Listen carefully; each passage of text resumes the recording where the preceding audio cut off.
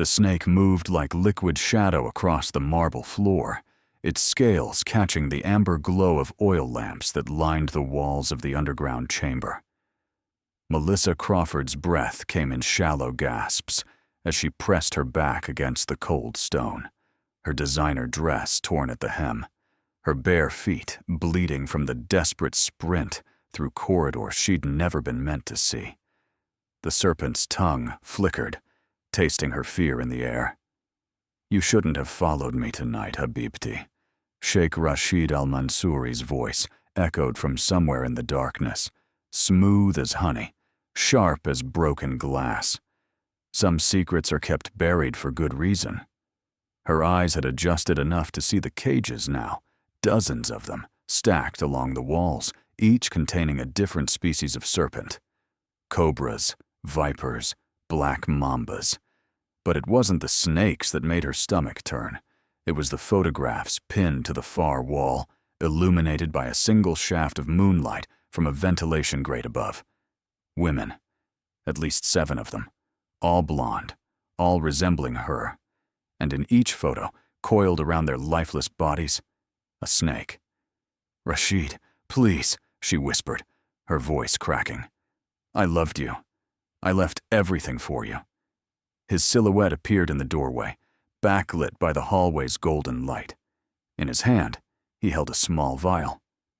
"Love," he said softly, almost tenderly, "is the most effective venom of all.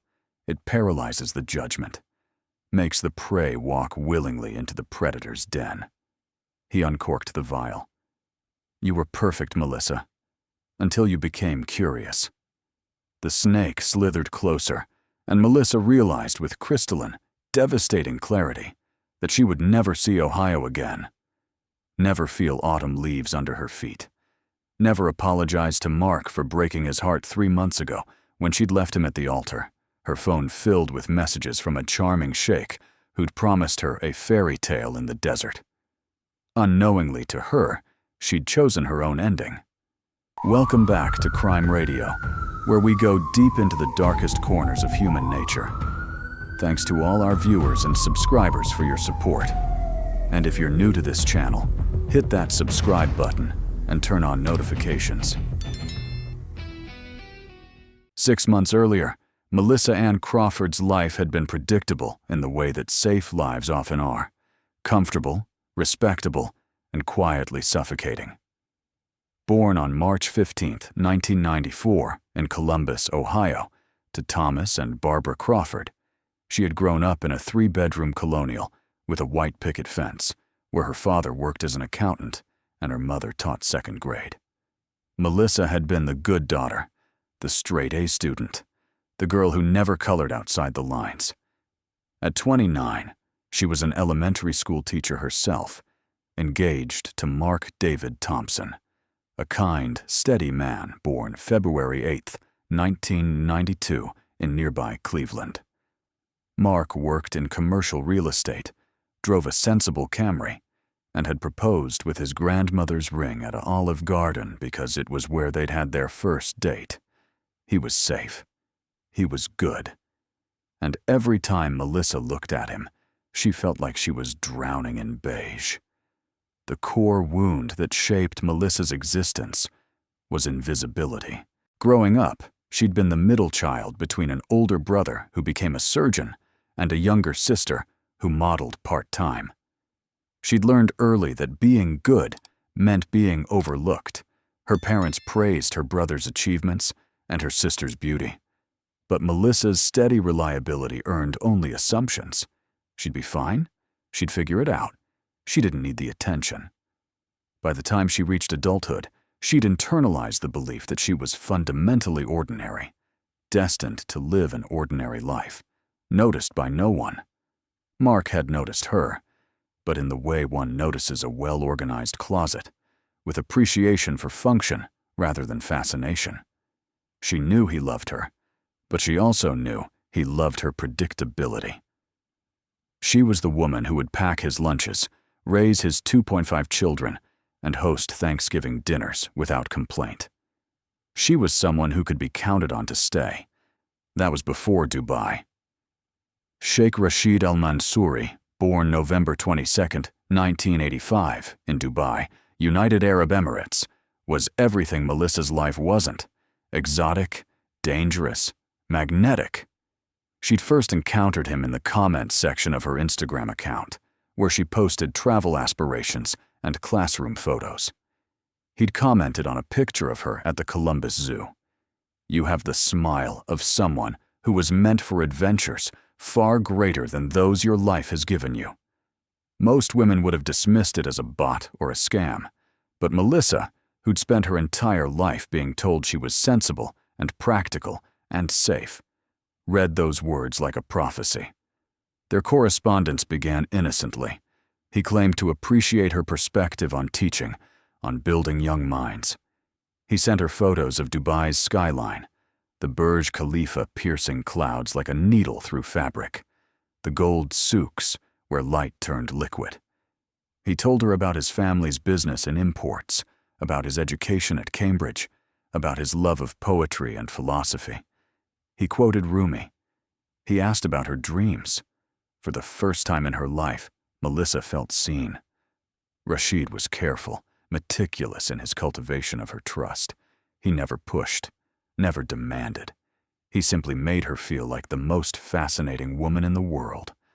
When she mentioned her engagement to Mark, Rashid had responded, "A woman like you should never be anyone's safe choice.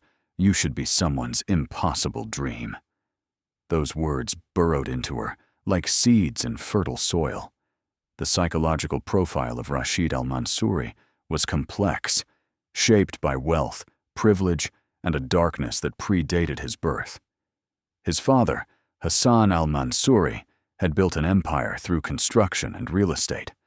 But the family's true fortune came from less legal avenues: smuggling exotic animals, money, laundering through art auctions, and connections to powerful men who preferred their business conducted in shadow. Rashid had been raised in gilded cages, surrounded by beauty and brutality in equal measure. His mother, Layla, had died when he was 12, officially from a heart condition, though rumors whispered of poison, of a husband who'd grown tired of a wife who asked too many questions. Rashid had learned early that love was leverage, that emotion was weakness, that control was survival. By the time he reached 38, he'd perfected the art of appearing charming while being utterly empty inside. But he had one compulsion he couldn't control: his fascination with serpents and his need to watch them kill. Melissa knew none of this. She knew only that, for the first time, someone made her feel extraordinary. The cracks in Melissa's relationship with Mark had been forming long before Rashid appeared. They'd started dating when she was 24, after meeting through mutual friends at a summer barbecue. Mark had been attentive in those early months, bringing her coffee before work, sending good morning texts, planning weekend getaways to Lake Erie. But as the relationship settled into routine, the attention faded. By their third year together, they'd become roommates who occasionally had sex, polite, familiar, and utterly predictable. Mark proposed on her 28th birthday, and Melissa said yes because it seemed like the logical next step. Her mother cried with joy. Her father shook Mark's hand and said he was getting a good man. Her friends posted engagement photos with champagne emojis. Everyone was happy, except Melissa. She'd stand in front of the bathroom mirror at night, staring at her reflection, trying to recognize the woman looking back. Blonde hair, blue eyes, a pleasant face that strangers called pretty, but never stunning. She'd touch her cheekbones, her lips, searching for something distinctive, something that would explain why she felt like a ghost in her own life. The wedding planning became suffocating. Her mother choosing the venue, Mark's mother selecting the flowers, everyone making decisions about what was supposed to be the most important day of her life, while treating her like a prop in her own story. That's when Rashid's messages became daily, then hourly, then constant. He sent her a first-class ticket to Dubai with a simple note: "Come see what you're capable of becoming." She didn't tell Mark, didn't tell her parents.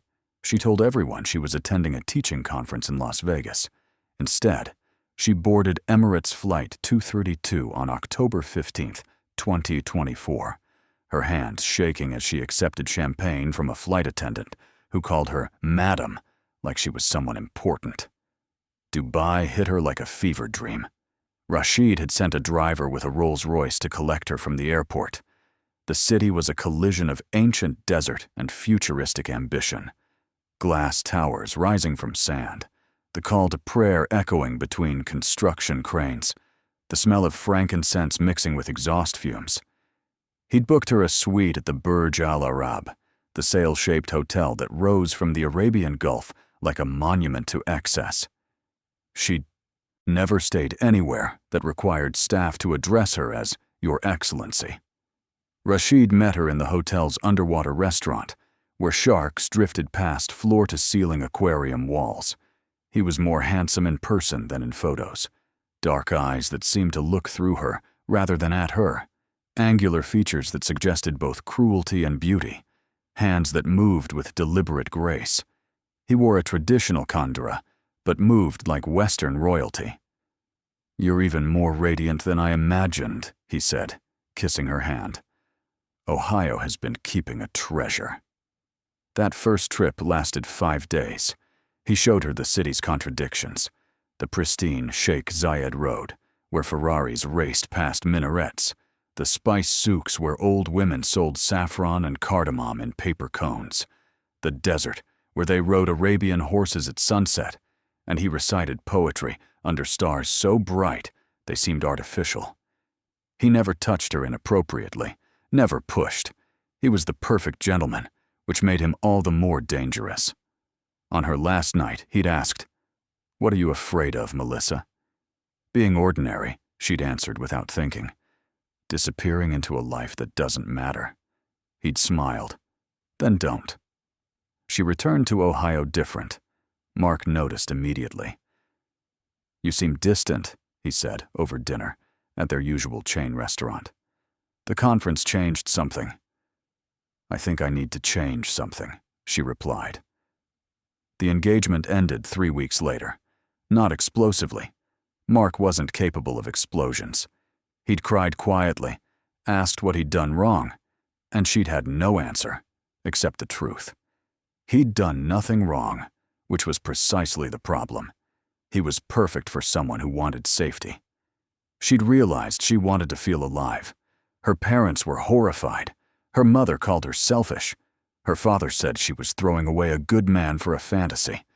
Her friends sided with Mark, icing her out of group chats and weekend plans. For the first time in her life, Melissa was the scandal, the disappointment, the cautionary tale, and she felt free.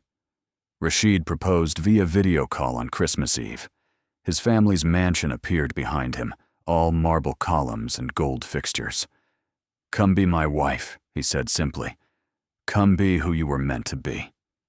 She said, yes. Melissa arrived in Dubai permanently on January 10th, 2025, with 2 suitcases and a one-way ticket. Rashid had arranged everything: her visa, her residence in his family compound, her transformation from Ohio school teacher to Sheikh's fiance. The compound itself was a fortress of wealth, 12-foot walls topped with decorative ironwork that looked beautiful until you noticed the cameras. A main house that could hold 50 guests comfortably, separate quarters for staff, and gardens that required armies of workers to maintain in the desert heat. The first week was intoxicating. Rashid showered her with attention. Jewelry from Cartier, dresses from Parisian designers, private dinners, where chefs prepared 7-course meals. He introduced her to his friends, powerful men and their wives, who smiled with perfect teeth and empty eyes. She was paraded like a prize, and part of her loved it. But small things began to feel wrong. Rashid was often gone at night, claiming business meetings that lasted until 3 a.m. When she asked to accompany him, he'd touch her cheek and say, "Soon, Habibti. Some business is not appropriate for wives." She noticed the staff avoided eye contact with her, particularly the older women who worked in the kitchen. When she tried to befriend them, they'd bow their heads and hurry away. The compound had areas she wasn't permitted to enter. A wing Rashid said was under renovation, though she never heard construction sounds. His personal study was locked always. He received phone calls in rapid Arabic that made his face go cold, his hand movements sharp. She found the first photograph by accident. She'd been searching for a hairdryer in his bathroom cabinet and knocked over a toiletry bag. A photo fell out. A blonde woman, probably late 20s, wearing a red dress and holding a cocktail. She was smiling at the camera, but there was something haunted in her eyes. On the back, written in Rashid's neat script, Katrina, June 2023, Stockholm. When Melissa asked about it that evening, Rashid's expression didn't change. "An ex-girlfriend," he said smoothly. "I keep the photo to remind myself of past mistakes. She was beautiful but empty. Not like you." The explanation was reasonable. So why did it feel like a lie? Other oddities accumulated like sand drifting through an hourglass. Rashid had an obsession with serpents that went beyond casual interest. His study was filled with books on snakes, their biology, their venom, their symbolic significance in various cultures. He had a private collection in the basement, he mentioned casually. Mostly non-venomous species he'd acquired through his family's import business. "I find them honest," he told her one evening over dinner. "A snake doesn't pretend to be anything other than what it is. It doesn't lie about its nature." "But they're dangerous," Melissa said. "Only if you're foolish enough to misunderstand them." His smile didn't reach his eyes. "Respect a snake, understand its patterns, and you'll never be bitten." She'd laughed, but the comments settled in her stomach like stones. The nightmares started in February. She'd dream of women screaming, of scales sliding across skin, of eyes watching her through walls. She'd wake, gasping, and Rashid would soothe her, his hands cool against her fevered skin. "Just stress from the move," he'd whisper, "from leaving your old life behind." But the dreams felt like warnings. In early March, Melissa met Amira, the compound's head housekeeper, a 50-something Egyptian woman with tired eyes and capable hands. Unlike the other staff, Amira seemed willing to talk, though always when Rashid was away. One afternoon, while helping Melissa organize her closet, Amira paused over a yellow sundress. "You should not wear this color," she said quietly. "Why not?" "The Sheikh. He has preferences. Yellow is unlucky for you." "That's superstitious." Amira's eyes met hers with sudden intensity. "The last woman who wore yellow is no longer here." "What last woman?" But Amira had already left the room, moving faster than her age suggested possible. Melissa tried researching Rashid online that night, but there was surprisingly little information beyond society pages and business profiles. No scandals, no controversies, just the polished image of a successful, eligible bachelor who'd finally found his bride. She searched for Katrina Stockholm 2023 and found nothing. She was being paranoid, she told herself. The stress of uprooting her entire existence was making her imagine threats where none existed. Rashid was attentive, generous, affectionate. Yes, he had secrets. All wealthy men did. But that didn't make him dangerous. Still, she started paying attention, noticing patterns. Rashid would disappear on the 15th of every month, always returning pale and energized, like he'd purged something dark from his system. He received deliveries in unmarked vans that arrived after midnight, and sometimes, late at night when she couldn't sleep, she'd hear sounds from beneath the compound. Not construction, but something organic, slithering, hissing, and occasionally, briefly, what might have been screaming. The catalyst arrived on April 15, 2025, in the form of a woman named Sarah Mitchell. Melissa first saw her at a charity gala Rashid had brought her to, one of those glittering Dubai affairs where oil money and old wealth mingled under crystal chandeliers. Sarah was Australian, mid-30s, working as a journalist for an international magazine. She had a sharp gaze and the kind of confidence that came from surviving things rather than avoiding them. They met at the champagne bar during Rashid's conversation with a Saudi prince. Sarah had introduced herself directly. "You're the American fiance, the schoolteacher from Ohio who landed the most eligible bachelor in the Emirates." "That's me," Melissa said, unsure if she was being mocked. "How long have you been here?" 3 months. Something flickered in Sarah's expression.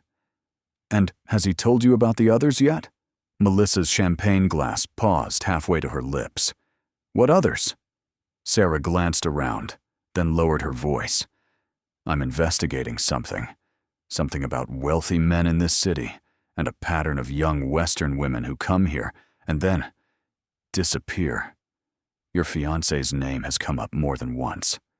"That's ridiculous. Rashid is, let me guess, charming, attentive, makes you feel like the most important woman alive." Sarah pulled out her phone, showing Melissa a photograph. "This is Helena Novak, Czech model. She was engaged to your Sheikh 2 years ago. She flew back to Prague in a coffin.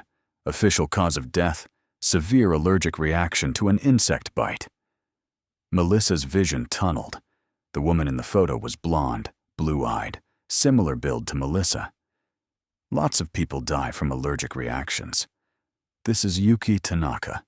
Another photo. Japanese translator. Worked for the Al-Mansouri family. Died 18 months ago. Snake bite from a supposedly escaped pet python. The family paid the investigators handsomely to close the case quickly. "You're making connections that don't exist." "And this," Sarah said, pulling up a final photo, "is Katrina Bergstrom, Swedish financial analyst. She was dating Rashid in 2023. She died in his compound. The official story was that she drowned in the pool during a party, but the coroner found traces of venom in her system that didn't match anything in the facility." Melissa's hands had gone numb. "Why are you telling me this?" "Because you're the type," Sarah said bluntly. "Blonde, pretty, Western, probably came here looking for adventure and romance. He has a pattern, and women in that pattern tend to end up dead." She pressed a business card into Melissa's hand. "When you're ready to leave, call me. I'll help you get out safely." Rashid appeared then, his hand settling possessively on Melissa's waist. "Darling, I've been looking for you. Who's your new friend?" "Just a journalist," Sarah said smoothly, asking about the wedding plans. "Congratulations to you both." Her eyes met Melissa's with unmistakable warning before she disappeared into the crowd. The ride home was silent. Rashid seemed distracted, his jaw tight. When they arrived at the compound, he stopped Melissa before she could exit the car. "What did that woman say to you?" "Nothing important. Wedding questions." His hand caught her chin, forcing her to meet his eyes. His grip wasn't painful, but it was absolute. "Melissa, I can always tell when you're lying. Your pulse jumps right here." His thumb pressed against her throat, finding her heartbeat. "What did she say?" "She asked if you'd told me about your ex-girlfriends." For a moment, something flashed in his eyes, something cold and reptilian. Then he smiled. "Jealous journalists trying to create scandal. My exes are fine, Habibti, living their lives, probably grateful I let them go before they realized how boring I actually am." He kissed her forehead, but Melissa felt it like a brand. That night, she couldn't sleep. She waited until Rashid's breathing deepened into sleep, then crept out of their bedroom. The compound was maze-like at night, shadows turning familiar hallways strange. She made her way to his study, testing the door handle. Locked, as always. But she'd learned something working as a teacher. People who lock doors often hide keys nearby, somewhere convenient, but not obvious. She ran her hands along the doorframe's top edge and felt metal. The key dropped into her palm. The study was exactly as she'd glimpsed it during daylight hours. Dark wood furniture, floor-to-ceiling bookshelves, a desk organized with military precision. She used her phone's flashlight, keeping it dim. The books were mostly about serpents, their species, their symbolism, their use in ancient rituals. One volume fell open to a marked page describing how certain cultures used snake venom in religious ceremonies, how priests would build immunity and then demonstrate divine favor by handling deadly serpents. His computer was locked, but his desk drawers weren't. In the bottom drawer, beneath financial documents and business contracts, she found them. Photographs, dozens of photographs, all women, all blonde, all dead. Not family photos or artistic shots. These were clinical, documentary. Each woman was positioned similarly, lying on stone floors with snakes coiled around their bodies. Their eyes were open but empty. Some showed signs of struggle, torn clothing, bloody fingers. Others looked almost peaceful, like they'd simply stopped existing. Melissa's hands trembled so violently she nearly dropped the photos. At the bottom of the stack was a ledger, handwritten in Arabic and English. Dates, names, methods. The most recent entry was from January 2025. Preparation phase initiated. Subject highly suggestible. Estimated timeline 6 months. January 2025. When she'd arrived, she was the next entry. Melissa didn't confront Rashid. Survival instinct, that ancient animal understanding of predator and prey, told her that confrontation meant death. Instead, she became an actress in her own life, performing the role of devoted fiancé while her mind raced through escape scenarios. But escaping Dubai as a foreign woman, engaged to a powerful sheikh, proved more complicated than simply booking a flight. Her passport was in Rashid's safe, for safekeeping, he'd said. Her phone was monitored. She'd found the tracking app hidden in her settings. Her bank accounts had been merged with his, and her credit cards required his approval for large transactions. She was a bird in a gilded cage, and the cage master was watching. She contacted Sarah Mitchell through a burner phone she bought at a tourist shop, paying cash. They met at a crowded mall food court where Melissa could blend into the masses of shoppers. "You believe me now," Sarah said. It wasn't a question. "I found photographs in his study. Women who look like me. Dead women." Sarah's expression was grim but unsurprised. "I've been investigating the Al-Mansouri family for 2 years. Rashid is the worst of them, but the whole family is corrupted. They smuggle exotic animals, including highly venomous snakes. Some they sell to private collectors. Others—" She paused. "Rashid has a particular pathology. He's what we'd call a methodical serial killer with a sexual paraphilia component. English, please. He gets off on watching women die from snake bites. He builds relationships with them, makes them feel special and loved, and then he orchestrates their deaths. The venom causes paralysis before cardiac arrest. The victim is conscious but immobile. He watches them die slowly. The pattern suggests he's done this at least 7 times, possibly more. Cases where wealthy men's companions die mysteriously of snake-related incidents." Melissa thought she might vomit. Why hasn't anyone stopped him? Money and power. The Al-Mansouri family has connections to the royal family, to police, to government officials. Bodies disappear. Evidence vanishes. Witnesses recant or leave the country. And the victims are usually foreigners without strong advocacy. Models, translators, teachers. Women who came here alone, chasing dreams. "I need to leave tonight." "You can't. He's watching you. Any sudden move and he'll accelerate his timeline. These men, they'd rather kill prematurely than lose control." Sarah leaned forward. "We need evidence solid enough that even his family's connections can't bury it. Something that will force an international investigation." "How?" "You go back. You pretend nothing's changed, and you document everything. Photos of the snake room, recordings of his conversations, access to his computer files. We build a case so airtight that when you leave, he goes to prison instead of finding his next victim. Every instinct screamed at Melissa to run, but Sarah was right. Running might trigger him to act immediately. And if she died without exposing him, he'd simply find another woman, another ordinary girl from somewhere ordinary, looking for extraordinary. "Okay," Melissa whispered. "Tell me what to do." Over the next 3 weeks, Melissa became a spy in her own home. Sarah provided her with a camera disguised as a lipstick tube and a recording device hidden in a bracelet. Melissa photographed the compound's layout, the security systems, the locked areas. She befriended Amira more overtly, learning that the older woman had lost her own daughter years ago, a girl who'd worked for another wealthy family and died under suspicious circumstances. "Men like the Sheikh," Amira said one afternoon while they folded laundry. "They believe their money makes them gods, that rules do not apply to them." "Did you know the other women? The ones who died here?" Amira's hand stilled. "I knew Miss Katrina. She was kind. She tried to leave, you know. The night she died, she'd packed her bags.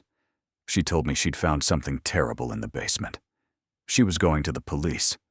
Her eyes met Melissa's. "She never made it to the gate. What's in the basement?" "Where the devil keeps his pets." Melissa needed access to that basement. She waited until May 15th, Rashid's monthly disappearance day. He left the compound at 9 p.m., telling her he had business meetings. She waited an hour, then approached the basement door she'd noticed months ago, hidden behind a decorative screen in the east wing. It was unlocked. The stairs descended into cool darkness. She used her phone's light, each step revealing more of the underground chamber. The smell hit her first, reptilian musk mixed with something chemical. Then she saw them. Cages lined the walls, dozens of them, each containing serpents, cobras with spread hoods, vipers coiled in figure eights, black mambas that moved like living shadows, python large enough to swallow a child. In the center of the room was a larger enclosure, more arena than cage, with a stone floor stained dark in patches.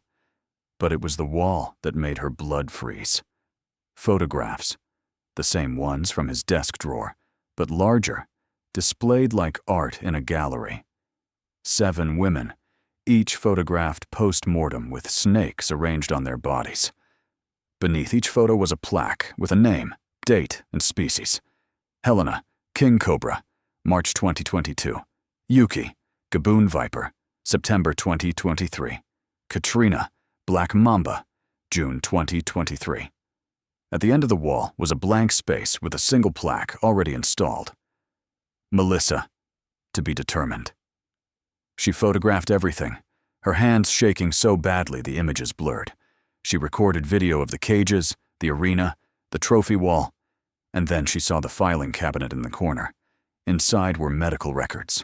Rashid had been studying venom for years, learning about toxicology, bite placement, the time various venoms took to kill. There were journals describing each murder in clinical detail, how he'd selected each woman, how long he'd groomed them, their final moments. He wrote like a scientist documenting experiments. The most recent entry was dated May 10th, 2025. Melissa is ready. She trusts completely now. The wedding is scheduled for May 20th. I will execute on May 19th, the night before. The symbolism pleases me. She will die believing herself about to become a bride, pure and hopeful. I'm considering the inland taipan. Its venom is the most toxic, but death is relatively peaceful. She deserves that much for being so wonderfully obedient. 5 days. She had 5 days to live. Melissa sat in the basement for an hour after reading Rashid's plan, surrounded by the hissing of serpents and the ghosts of dead women. Something fundamental shifted inside her during that hour, a calcification of resolve, a transformation from prey to something harder. She thought about Stoic philosophy, lessons she'd taught her students about ancient wisdom. Marcus Aurelius wrote that we cannot control what happens to us, only how we respond. Epictetus taught that freedom came from accepting what was outside our control and mastering what was within it. She'd taught these concepts to children learning about ancient Rome, never imagining she'd need them to survive a modern monster. What could she control? Not Rashid's nature, not his plans, not the corruption that protected him. But she could control her response, her choices, her will. The old Melissa, the good girl from Ohio who'd spent her life being compliant and agreeable, that woman was dead already. She'd died the moment she'd chosen adventure over safety, the moment she'd walked away from Mark's predictable love into Rashid's beautiful trap. Mourning that version of herself was pointless. The only question now was what woman would emerge from this trial. She could be a victim, or she could be something else. Melissa left the basement and returned to her room. She didn't sleep. Instead, she planned with cold precision. She contacted Sarah Mitchell, sending her all the photographic evidence. "If I don't make it out," she wrote, "make sure these go public. Every news outlet, every embassy. Make them unable to hide this." She began preparing her own trap. Rashid had underestimated her, as men often underestimated quiet women. He'd assumed her compliance meant weakness, her sweetness meant stupidity, her love for him meant blindness. He'd been wrong on all counts. She studied his journals, learning his patterns. He preferred to strike at night, after intimate moments, when the victim was emotionally vulnerable and physically relaxed. He'd drug their wine with a sedative, not enough to incapacitate fully, but enough to slow reflexes. Then he'd take them to the basement, to the arena, where he'd release his chosen serpent and watch. The journals revealed something else. Rashid wasn't immune to the venoms. He was simply careful. He wore protective clothing when handling the serpents. He used long instruments to move them. His confidence came from preparation, not invincibility. Melissa spent the next 3 days becoming someone new. She researched snake behavior, how they struck, what triggered aggression, how they tracked heat and movement. She studied the basement's layout from her photographs, noting the cage locations, the exits, the lighting. She practiced moving silently, controlling her breathing, managing her fear. She also started asking Amira questions about Rashid's past. The housekeeper was initially reluctant, but Melissa's obvious danger softened her resistance. His mother, Amira finally said. She died when he was a boy. There were rumors the old master, Rashid's father, was cruel.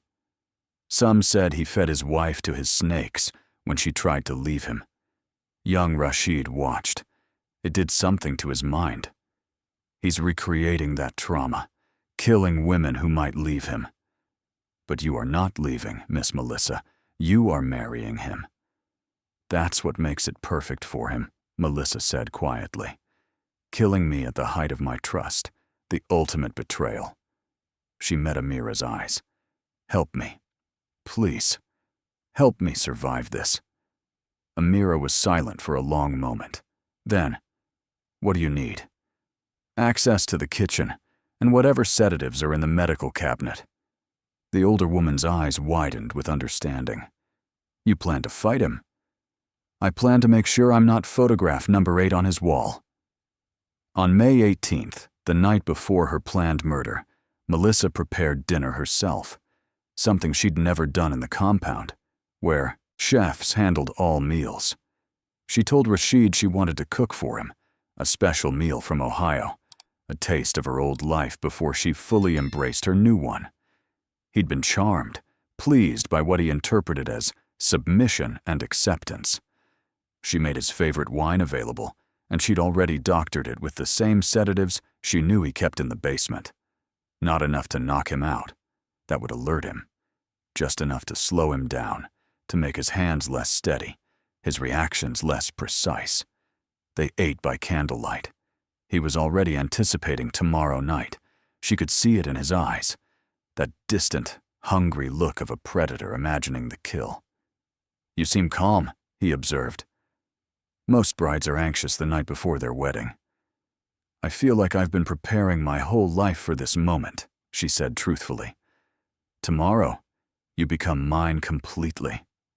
"Tomorrow," she agreed. "Everything changes." May 19th, 2025. The day Melissa Crawford was scheduled to die.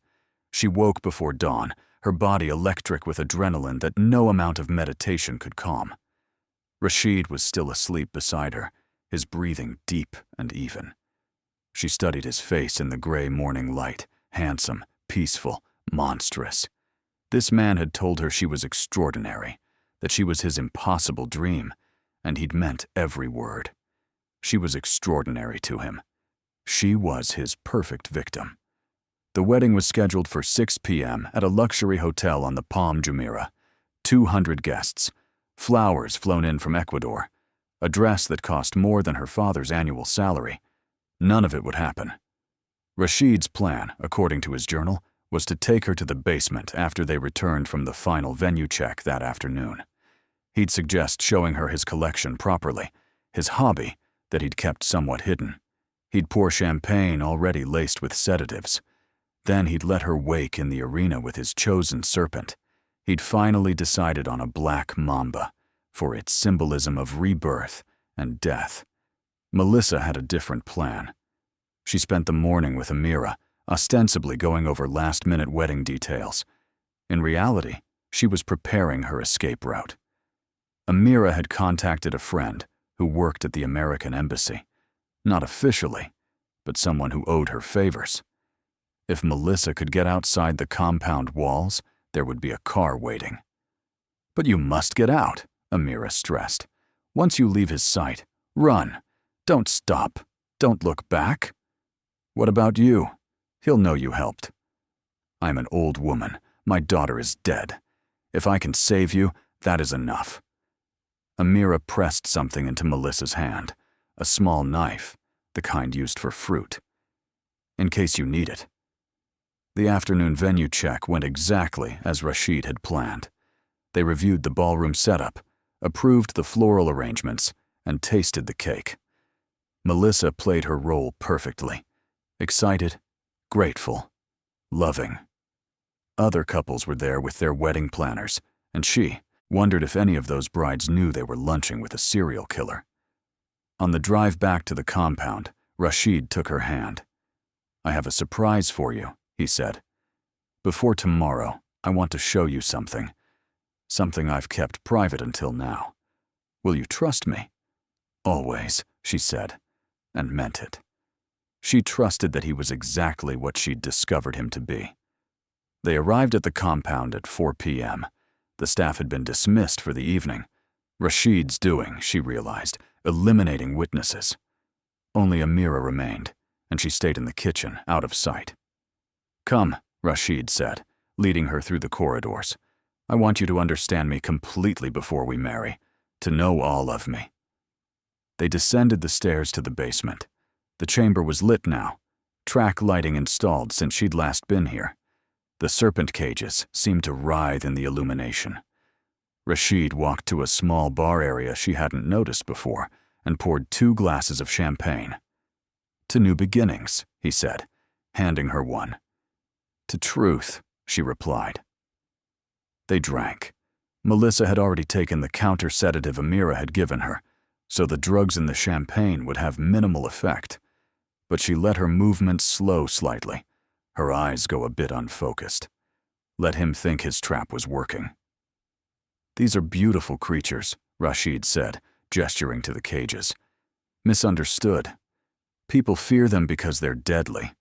But deadliness isn't evil. It's simply nature. The snake doesn't choose to be venomous. It simply is." "Like you," Melissa said quietly. He turned to her, and something flickered in his expression. Surprise, perhaps, that she'd understood so quickly. "Like me," He agreed. I don't choose what excites me, Melissa. I simply accept it. These women. He gestured to the photographs on the wall. They were all special, all beautiful. But ultimately, they were meant for this, to be perfect in their final moments. And me? You most of all. He moved closer. You were so hungry for significance, so desperate to matter. I gave you that. You'll be immortalized here, Melissa. Forever beautiful. Forever mine. What if I don't want to be yours? His smile was gentle, almost pitying. Habibti, you haven't had a choice for months. Rashid moved to one of the larger cages, the one containing a black mamba, 6 feet of liquid death. The serpent raised its head, sensing disturbance. He pulled on thick gloves and lifted a long hook. This species, he said conversationally, has venom that causes paralysis. You'll feel your limbs go numb, then your breathing will become difficult. But you'll remain conscious almost until the end.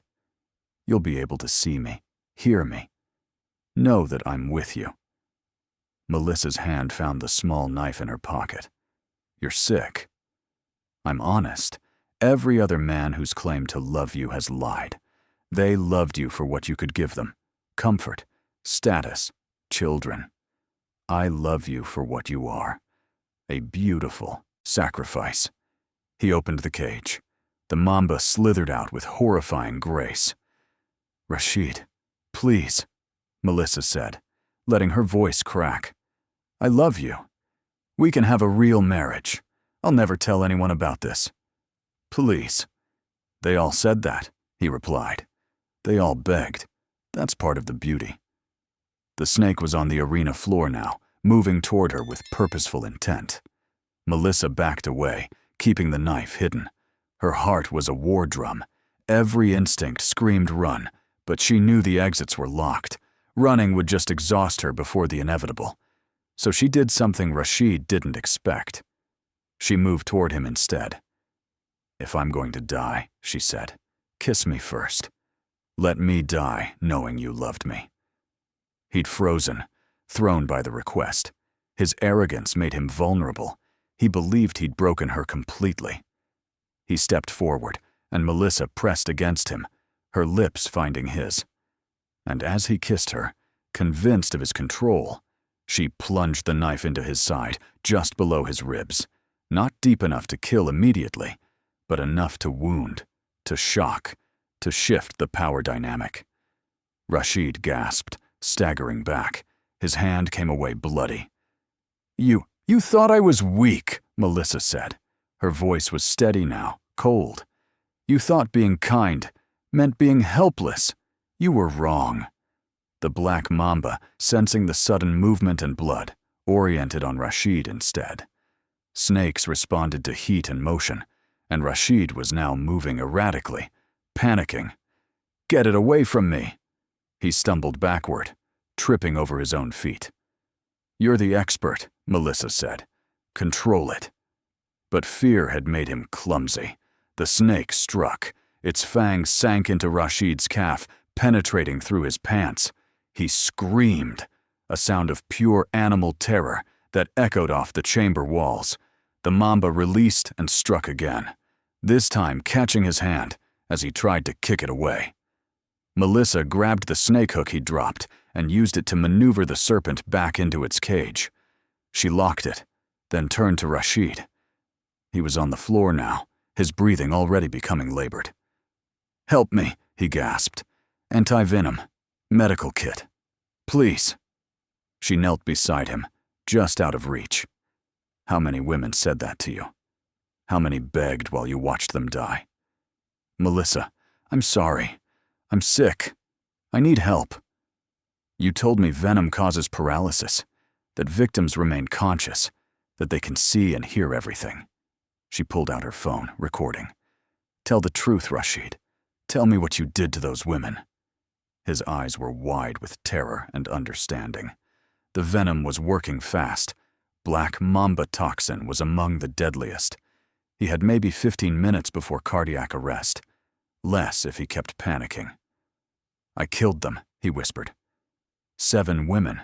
I brought them here, told them I loved them. Watched them die. Why? Because I could. Because power isn't just money. It's life and death. Control. They loved me. They trusted me. And I took everything. And me? You were going to kill me tomorrow? Tonight. Yes. Melissa stopped recording. She stood, looking down at him. Every moral fiber in her being screamed to save him, to call for help, to be the good person she'd been raised to be. But she thought about Helena, Yuki, Katrina, women whose only crime had been trusting a charming man. She thought about how many more women would die if Rashid survived, if his family's money buried this again. Sometimes justice wasn't legal. Sometimes it was just necessary. The anti-venom is in the medical kit on the wall, she said quietly. 20 feet away. If you crawl fast enough, you might reach it before the paralysis sets in. She walked to the stairs. Behind her, Rashid tried to crawl. She heard his body dragging across stone, his breath rattling. She didn't look back. She climbed the stairs and locked the basement door behind her. Amira was waiting in the hallway, her face pale. Is it done? It will be soon. Melissa's voice was hollow.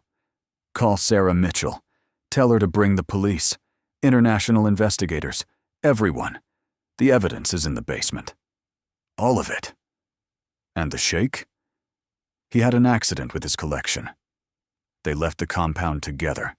The car Amira had arranged was waiting beyond the gates. As they drove away, Melissa looked back once at the mansion that had almost been her grave. Somewhere beneath that beautiful exterior, a monster was dying the same way he'd killed others. Alone, paralyzed, conscious until the very end. She felt no satisfaction. Only exhaustion. The international investigation that followed was unprecedented in Dubai's modern history. Sarah Mitchell's journalism, combined with Melissa's testimony and the physical evidence in Rashid's basement, created a scandal too large for even the al-Mansouri family's connections to bury. The photographs, journals, and video recording of Rashid's confession went viral globally. Sheikh Rashid al-Mansouri was found dead in his basement on May 20th, 2125, the day that was supposed to be his wedding. The official autopsy confirmed death by black mamba envenomation. The circumstances suggested he'd been bitten while handling his illegal collection, and, incapacitated by the venom, had been unable to reach the medical kit. Some investigators privately suspected Melissa's involvement, but her testimony was so damning to the al-Mansouri family's reputation that pursuing her as anything other than a surviving victim would have been politically disastrous. The UAE government, eager to distance itself from the scandal, positioned Rashid as a lone deviant whose crimes didn't reflect Emirati values. 7 families received closure. Bodies were exhumed, properly investigated, and returned home. Helena's parents in Germany, Yuki's sister in Tokyo, Katrina's brother in Stockholm. They finally had answers and someone to blame. Melissa returned to the United States in June 2025, accompanied by federal agents and victim advocates. The media circus was overwhelming. She was simultaneously portrayed as a hero who'd exposed a serial killer and as a foolish woman who'd abandoned a good man for a fantasy.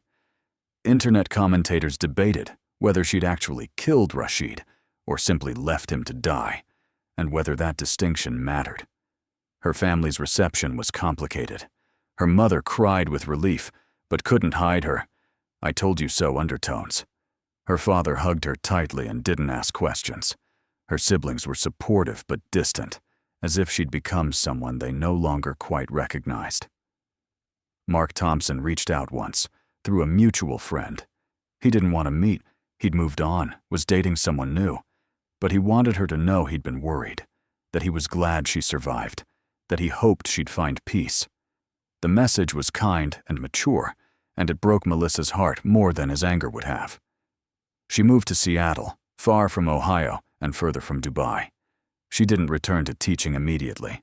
The Seattle Police Department's victim services connected her with a therapist who specialized in trauma from intimate partner violence and near-death experiences. The sessions were brutal, reliving everything, processing the guilt of having left Rashid to die, grappling with the woman she'd become. "Do you regret not saving him?" Dr. Patterson asked during one session. "I regret that the situation existed," Melissa answered carefully. "I regret that 7 women died before me. I regret that saving him might have meant more deaths." "That's not what I asked." Melissa was quiet for a long time. "No," she finally said. "I don't regret it. And I think that's what scares me most. That I'm capable of watching someone die and feeling nothing." "You felt something. You recorded his confession. You ensured he couldn't hurt anyone else. That's not nothing. That's survival and protection. The question isn't whether you're capable of coldness. It's whether you can integrate that capability with the warm, caring person you also are." Integration proved difficult.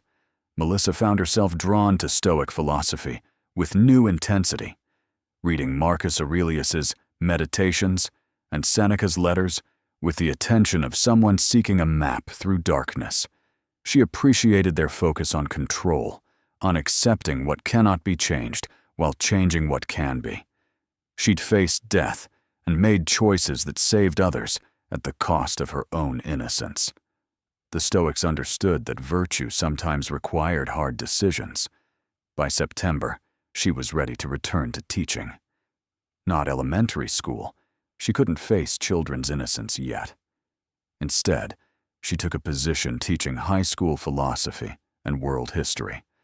Her students found her compelling but intense, a teacher who spoke about ancient ethics like they were life or death matters, because for her, they had been. Amira stayed in Dubai but retired from domestic work. The publicity from the case brought international attention to the plight of domestic workers in the Gulf states, and she became an advocate for labor protections. She and Melissa exchanged emails occasionally, brief check-ins from 2 women who'd survived something together. Sarah Mitchell won a journalism award for her investigative series on Rashid and the broader pattern of wealthy men in Dubai who exploited vulnerable foreign women. She dedicated the award to the 7 women who didn't survive. The al-Mansouri family was destroyed by the scandal. Hassan al-Mansouri's business empire collapsed under international sanctions and investigations into his smuggling operations. The family compound was seized by the government. Several family members faced criminal charges. Melissa testified at those trials via video link from Seattle. Each time, she had to recount the basement, the photographs, the confession. Each time, she wore professional clothing and spoke in measured tones, presenting herself as a credible witness rather than a traumatized victim. She'd learned that credibility required performance. In November 2025, on what would have been her 6-month wedding anniversary, Melissa visited a snake exhibit at Seattle's Woodland Park Zoo. She stood in front of the mamba enclosure, watching the serpent move with liquid grace, and felt nothing but respect for a creature that was exactly what it appeared to be. No deception, no masks, just honest danger. She envied it. 1 year after leaving Dubai, Melissa Crawford stood in her Seattle apartment watching rain streak the windows. She was 30 now, though she felt decades older. Her reflection in the glass was familiar, but strange. The same blonde hair, the same blue eyes. But something fundamental had shifted in the architecture of her face.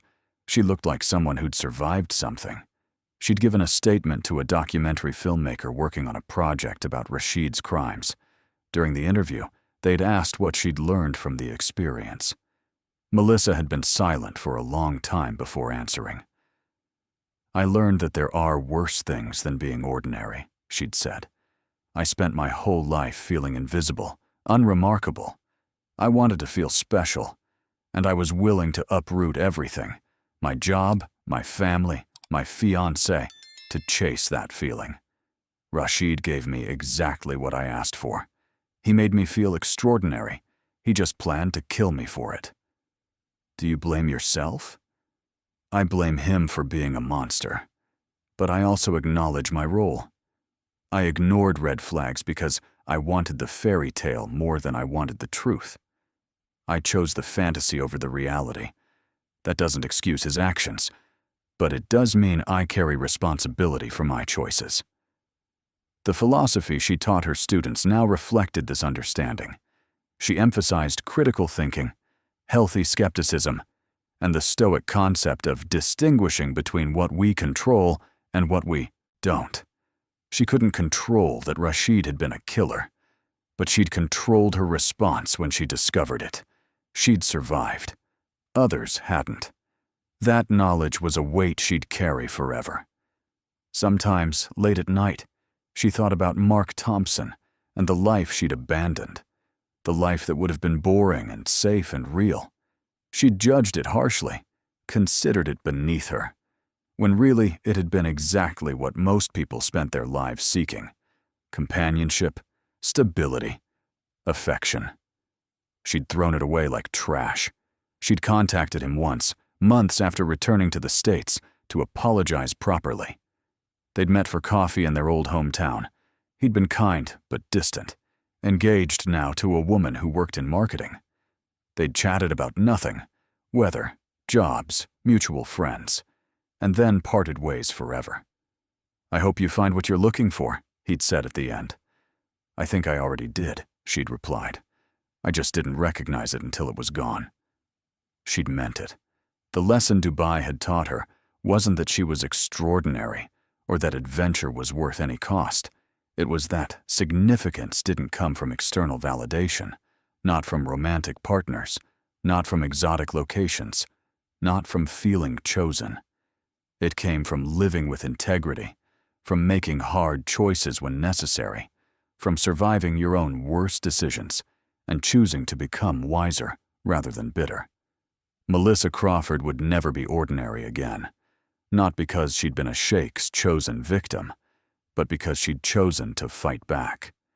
She'd integrated her softness with her steel, her kindness with her capacity for coldness.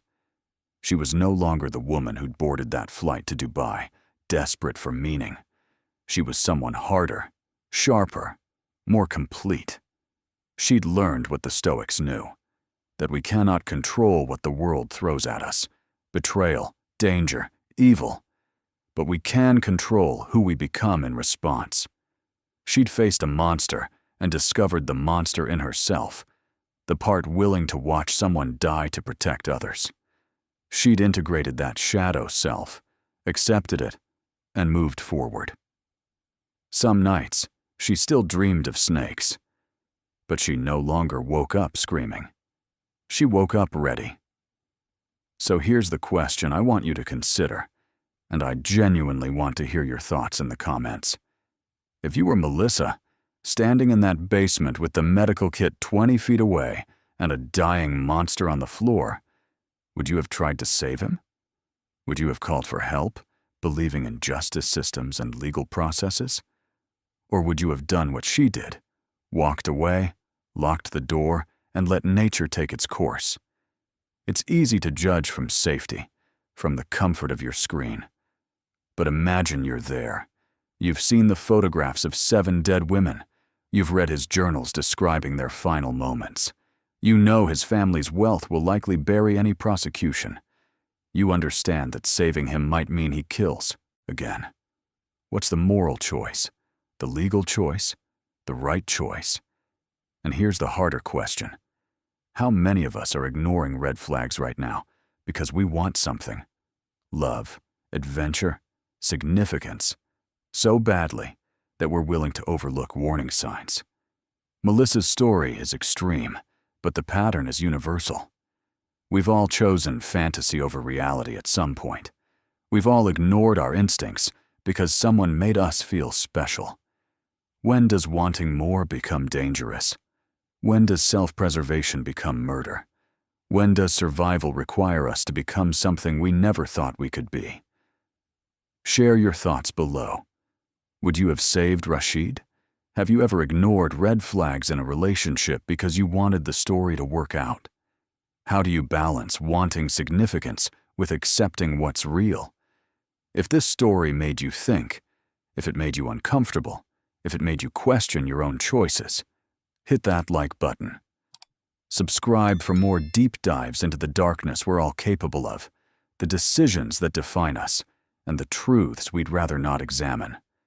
And remember, the most dangerous lies aren't the ones others tell us. They're the ones we tell ourselves about who we are and what we deserve. Stay safe out there, stay skeptical, and never, ever ignore the red flags just because someone makes you feel extraordinary.